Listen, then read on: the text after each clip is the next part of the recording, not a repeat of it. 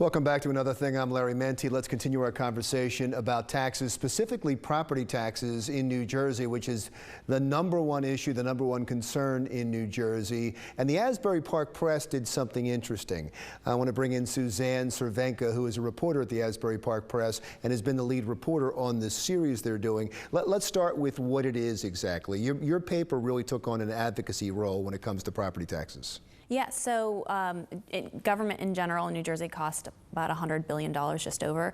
And when you look at local government, schools, municipalities, counties, the largest chunk of that is coming from property taxes. Almost, a good estimate would be at least 90% of that comes from property taxes. And the amount that it's increased, I mean, property taxes are increasing each year. I believe it was 500 million a year. Wow. But so we decided to take a look at it and what are driving those costs, and what's the impact on the average person. But you did more than that.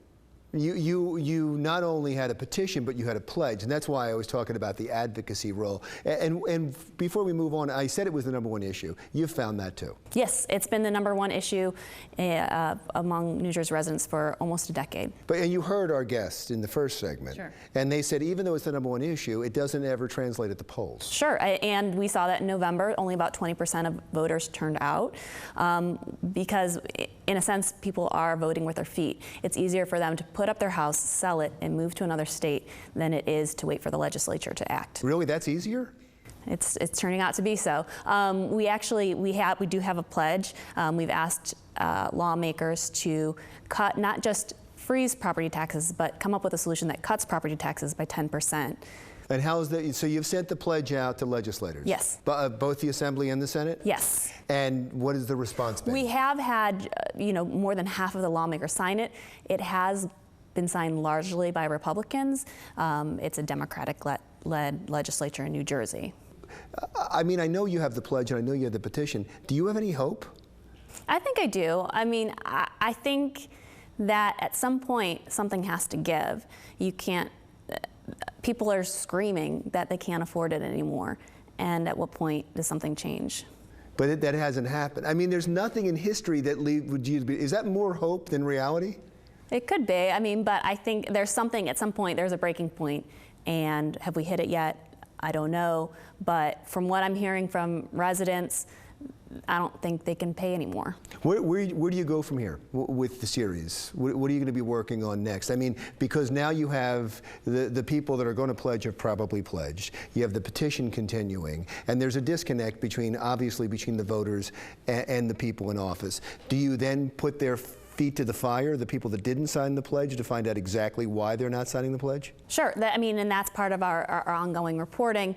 This isn't going away. This isn't by any means the finality of our series. That's something we're keeping our promise of making sure that we're holding lawmakers. Right, I don't want to play editor, but that's what I would love to see. Sure. I would love to hear the reasons why people aren't signing this pledge, because obviously they got it, and obviously they're trying to duck the issue, and obviously they don't want to be on the record. And maybe they have a great reason for not doing it. Maybe they have a great reason for not signing the pledge, but I would love to hear it. And so if I can play editor for a second, that's where I'd love it. That's where I'd love to see your series go. Yeah, and that's what we're hoping to do. Okay, good. Then we can all read together. Thank you so much, Susanne. I appreciate it. Susanne Cervenka is a reporter at the Asbury Park Press. You can read her stuff. And as she just said, they're going to try to hold some of these lawmakers accountable. You can read her stuff and those answers on app.com. When we come back. The beauty care products industry is booming, up to an estimated $265 billion by 2017.